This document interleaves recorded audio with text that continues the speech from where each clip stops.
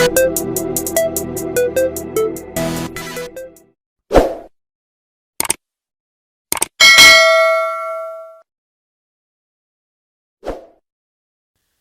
we get into the video, do not forget to like, comment and subscribe. So a county line drug boss that was responsible for a gang of school kids selling hard drugs was caught trafficking a schoolboy from Tottenham and plucking him in South Wales, Swansea, in order for him to sell cocaine and heroin. Now the gang was making a hefty profit from the sale of Class A drugs, which saw a three-figure income weekly, and that was all thanks to people like the unnamed schoolboy that was sent to Wales.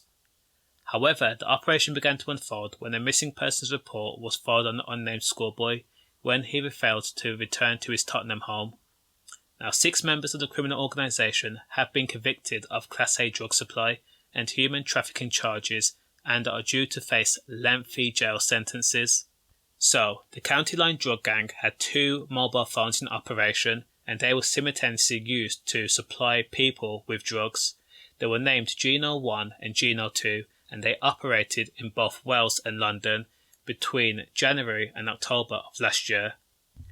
The main boss, 28-year-old Jemy Capitao, was recorded going to his local shop to top up the County Line phones before sending advertising messages such as "The real Gino is back, bang bang" to his long list of clientele, again in both Wales and London.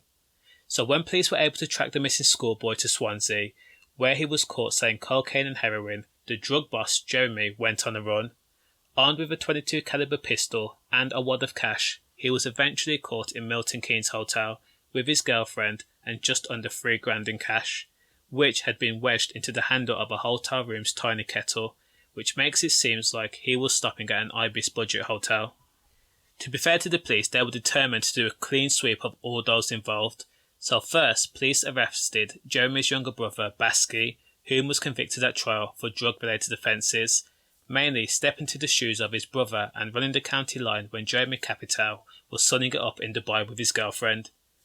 36-year-old Kenny Langrish, police named as the person responsible for transporting school children between London and South Wales, namely the schoolboy in question. Again, I said the schoolboy was caught with drugs when he was arrested. Reports indicate the schoolboy was found with 125 packages of crack cocaine hidden in his underpants at the time of his arrest. And another gang member, Harvey Kimpton, was caught with a loaded .22 caliber pistol inside a Gucci box when his Harlow home was raided. Now, the real tragic circumstances is that the schoolboy went with the drug gang thinking that they were his friends, and probably they filled his head with fluff and ideas of grandeur. The schoolboy was vulnerable and was looking for acceptances in all of the wrong places, and for all that he's left with a criminal record and betrayal. Furthermore, his living conditions in Swansea can only be described as a squalor and abysmal, and despite him being the victim, police revealed that the victim never once cooperated with the investigation. Now that just goes to show how much brainwashing they must have subjected the kid to. The main culprits in the gang are due to be sentenced on the 30th of July. All I can say is, good riddance and good luck. Stay safe.